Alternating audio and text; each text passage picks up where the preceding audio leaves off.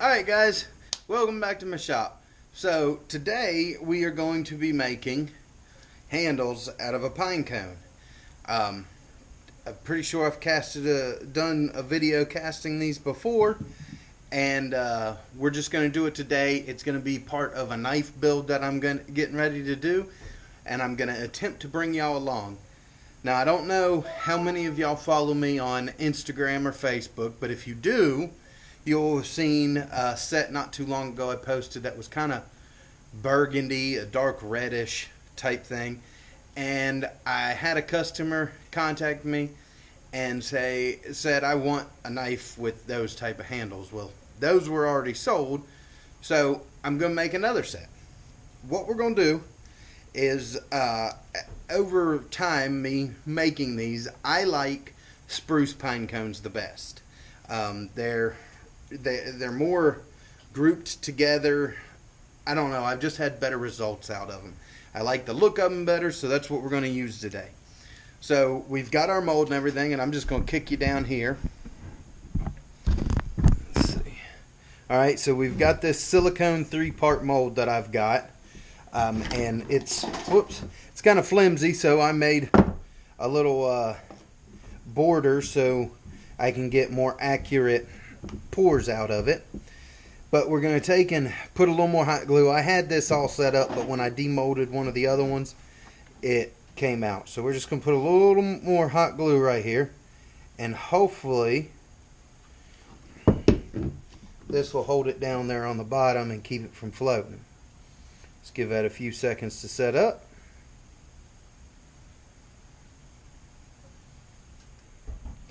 And one other thing we're going to do is we're going to take this block of maple burl that I got. I'm working on stabilizing some of it, and we're just going to stick it in here so that when the resin pushes it out, it only pushes it but so far, and it'll keep it somewhat square.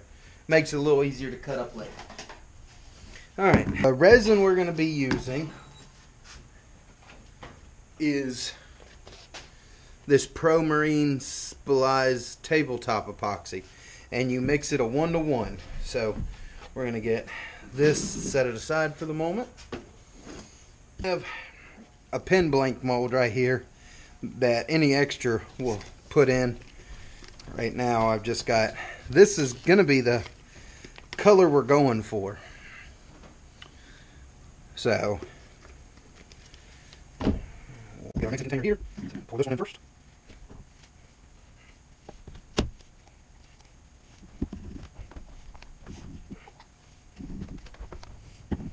Alright, hardener. We'll give it a good mix. Well, that making a mess all over the place. The hardener is a lot more liquid than the actual epoxy portion of it, so if you're not careful first, you'll make a mess like I did. But you can see right now it's kind of cloudy. You want to mix until it gets clear. Back all the way clear, and you'll see that here in a minute.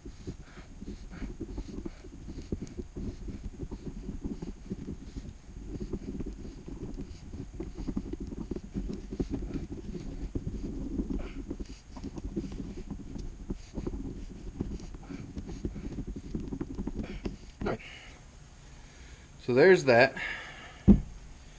Now we're going to add our coloring, and I used 2 different colorings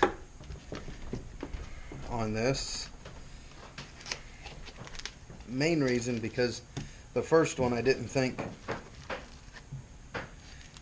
was really the color that it said it was, because it doesn't look like it mixed up, but in the end it did come out to a really nice color. So I'm going to take, this is Tapestry Red, and to me that don't look red. It doesn't look change much when you mix it either. Spoonful of that, stick that in there. It seems like quite a lot. And then we've got this alcohol ink watermelon.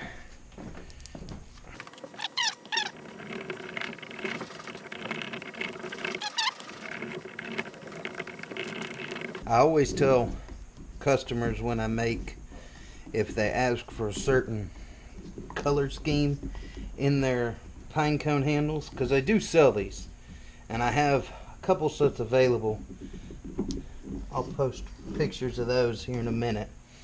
Well, you know what? I'll post them right now.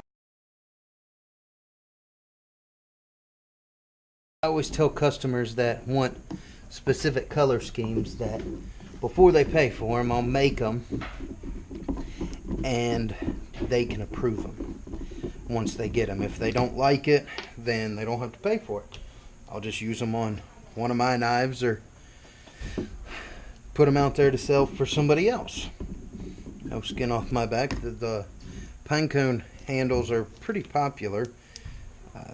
All the knives I ever make them on sell pretty quick. So I don't know if this comes out on camera, but this to me looks like a very copperish color, but it's very similar to the same mix that I used on the other one.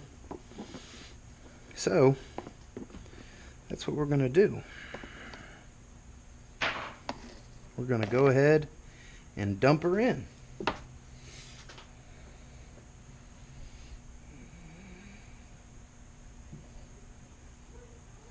And I don't think our Pinecone is staying glued down.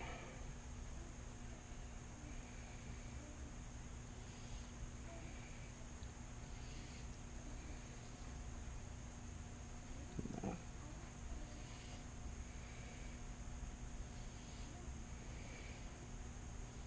That's in the pressure pot now. We'll let it set overnight. Alright guys, so it's the next day. I got this pulled out of the mold. It turns out putting that piece of cutting board in there probably wasn't the smartest idea.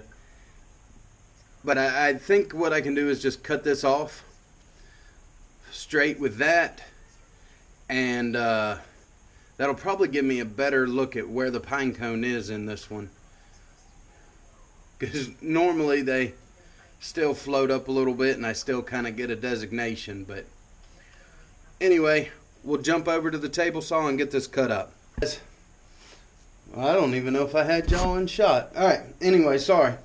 I got that cut flat and I can see the edge of the Pinecone there, so I'm going to come over probably about 3/8 and give it a cut, and that should get me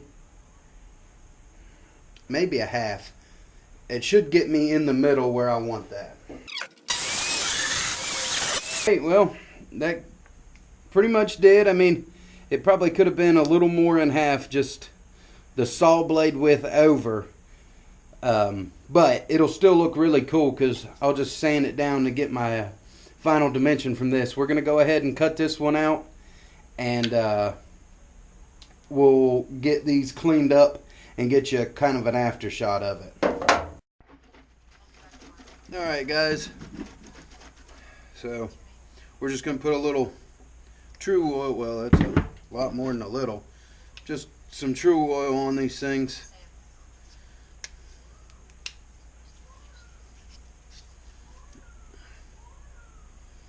So that is what they look like right there. I don't know if this is giving it a good picture, but if it doesn't, I will put a picture up now. Alright guys, well that does it for today.